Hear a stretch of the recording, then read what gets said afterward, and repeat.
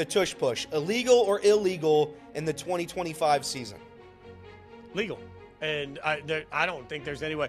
A couple of things. To change a rule, it has to either be so egregious that everybody in the world is freaking out about it in a negative way, like when they've changed some of the pass interference things that they've looked at, or it has to impact a ton of the league. And one of the things that has been pointed out to me multiple times, like when you talk about collective bargaining, players don't freak out about the franchise tag because it only impacts 32 players out of the 2,000 some hundred players that are in the NFL. So they're not going to make a sweeping change for that. Well, same with the tush push. It impacts so little. What do you do about it? But the other side is for everyone that says the play should be illegal. I guess my question is, why are coaches in a copycat league not sitting down and trying to figure out how to do it? Like, exactly. The play will become illegal when 30 teams can run it that way, and it just is a cheat code that doesn't make any sense.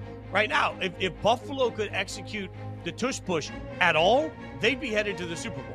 The number of times that they were stopped for 1 yard, not just the key play, but the number of times that the broadcast was pointing out when they know Josh is going to go to his left, and it just wasn't working. I don't understand why every team doesn't have somebody on their roster that's about Jalen Hurts' size that can squat a bunch of weight and say, okay, we're going to work on this all summer until we can execute it. Like, the Eagles have figured out how to run this play better than ever. And the problem isn't the play. The problem is that the Eagles have executed it perfectly and nobody else can. So, frankly, I don't think that this is an issue where they need to turn it around. I think this is an issue as a Raiders fan. I'm sitting here saying, hey, Pete Carroll, spend all summer working on the tush push so we're also a 4-down team. Maybe if the whole league starts to do it, then it'll get changed. But they're not going to change one play because one team is doing it better than everyone.